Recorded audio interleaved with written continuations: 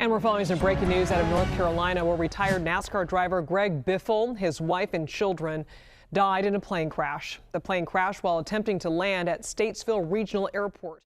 On December the 18th, 2025, the motorsports world was shaken by devastating news out of Statesville Regional Airport, where a Cessna Citation business jet carrying NASCAR legend Greg Biffle, his wife Cristina, and their 2 children, along with 3 others, crashed shortly after takeoff. All 7 on board were killed. What was meant to be a routine flight to a friend's birthday in Florida turned into a harrowing tragedy, with loved ones later revealing a final text from Cristina saying we're in trouble, just moments before the aircraft went down. Those on board knew something was wrong, and as investigations continue to work towards definitive answers, this video will be looking at who Greg was and what we know so far. So what do we know? Well, let's talk about it.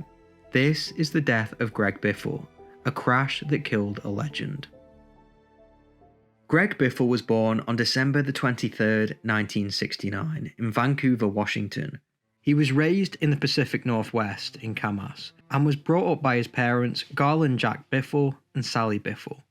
From a young age, Biffle, like many young Americans of that era, showed a strong interest in cars and racing, spending much of his early life around short tracks and developing mechanical skills that would later help him as a driver. Unlike many future NASCAR stars, Biffle did not come from a wealthy racing family, making his rise through the sport largely self-made. After spending his youth there, Biffle began his racing career on local short tracks in the Northwest, competing in late-model stock cars during the 1990s. His aggressive but controlled driving style quickly earned attention, and his big break came when he dominated the Winter Heat Series of 95 and 96. After watching him race on telly, NASCAR champion Benny Parsons knew he was something special. This led him to land a spot with Roush Racing, a turning point that launched him onto the national NASCAR stage. Greg Biffle became one of the most successful drivers of his generation and competed across all 3 NASCAR's top national series. He later moved full-time to the NASCAR Cup Series, where he became a consistent frontrunner, earning multiple race wins and playoff appearances. Known for his versatility, Biffle was competitive on superspeedways, short tracks, and road courses, earning respect from the fans and competitors alike.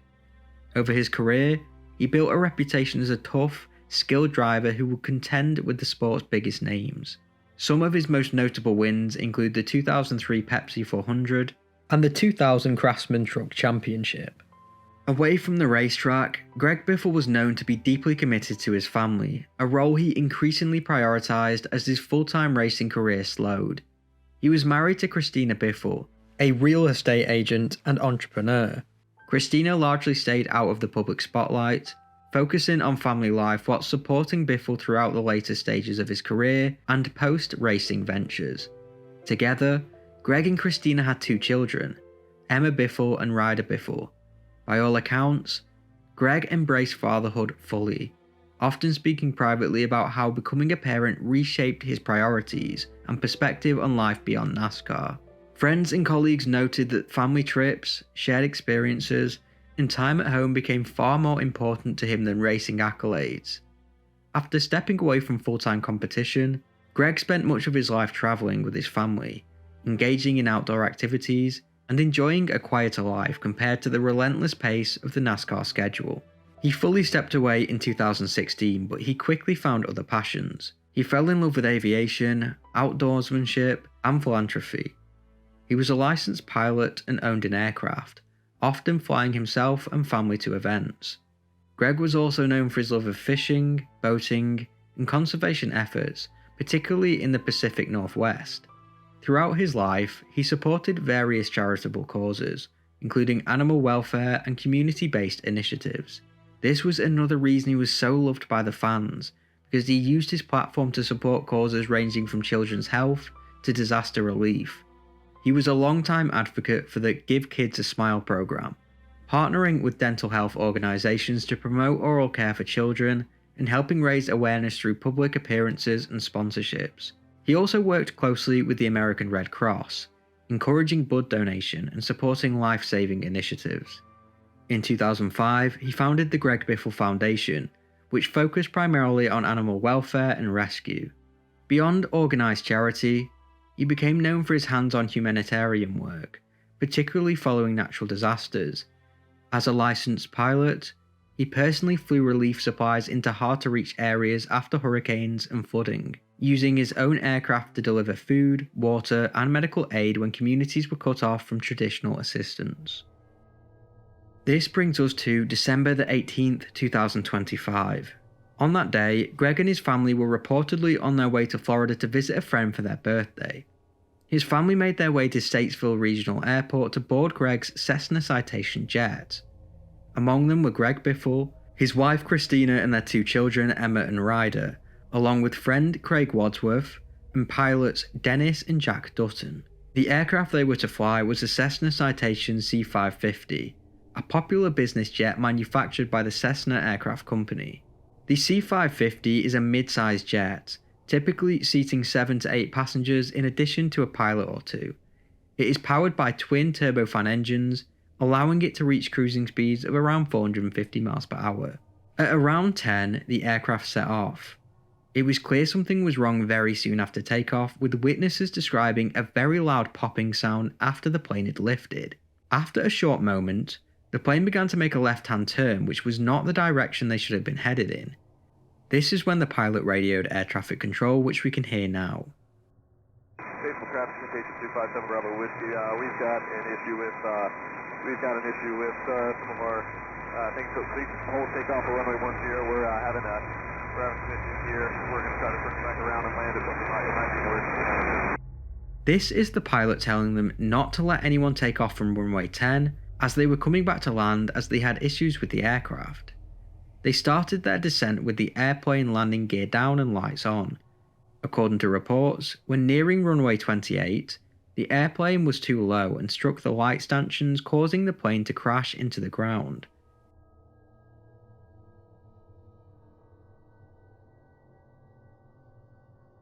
Chaos erupts, and a massive fireball goes into the air. Everyone on board died on impact.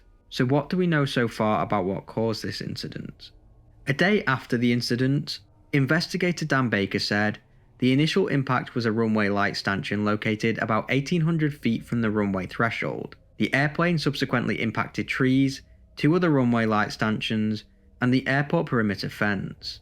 He went on to say after the plane crashed, the fire consumed the plane. Obviously this happened recently, so the investigation is ongoing, but we do have a few theories and insights from experts. Former pilot and veteran who goes by Captain Steve on YouTube explained that similar Cessna Citation crashes have happened before with this model of plane. He also said that one past accident was very much like this one. In that earlier case, something went wrong soon after takeoff, and the pilot struggled to control the airplane whilst trying to turn back to the airport. The jet kept climbing and descending unexpectedly, which shows the crew was overwhelmed.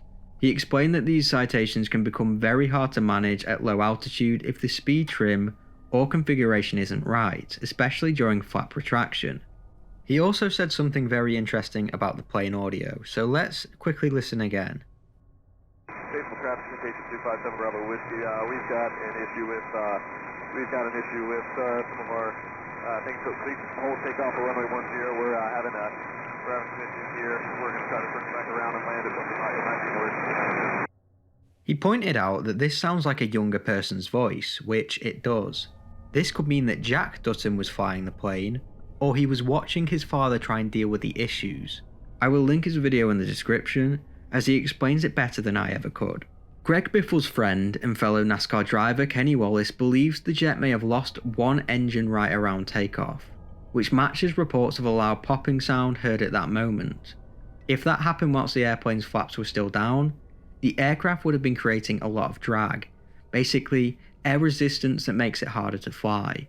With only one engine working, the pilot would have had to add full power to the remaining engine just to stay airborne. However, because the plane was slow, heavy and low to the ground, and still producing drag from the flaps, Wallace thinks the jet simply didn't have enough power or control authority to fully stabilize. As they tried to return and land, the aircraft may not have been able to climb or straighten out properly, leading to the loss of control just before touchdown. For now, we will have to wait for further investigations for definitive answers. There was a text message sent by Biffle's wife Cristina to her mother. It read, "We're in trouble," which showed that the passengers were very aware that something had gone seriously wrong with the aircraft.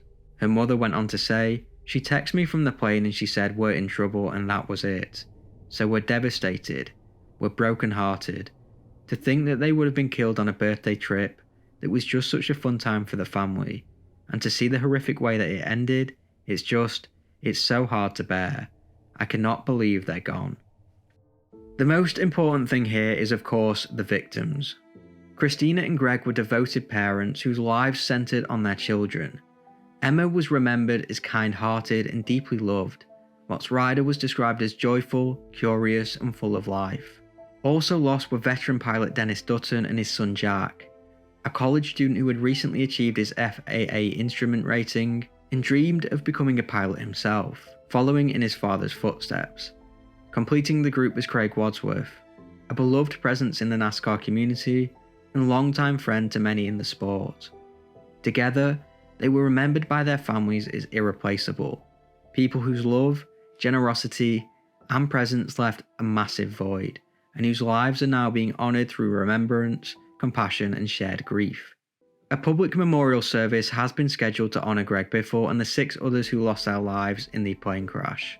The service will be held on Friday, January the 16th at Bojangles Coliseum and will be open to the public, with a live stream expected according to a NASCAR spokesperson, though the exact time has not yet been announced. In the days following his death, fans and admirers gathered at his marker at the North Carolina Auto Racing Hall of Fame in Mooresville, leaving flowers and tributes in recognition of both his impact on the sport and the lives he touched through service to others. I will keep everyone updated with this case as it goes along, and may they all rest in peace. As always, this is not an AI channel, I do everything myself, so if you appreciate my work, subscribe, and if you want to go that extra step to support the channel, maybe consider becoming a member. Let me know what you thought about this case in the comments below, and as always, thank you for watching.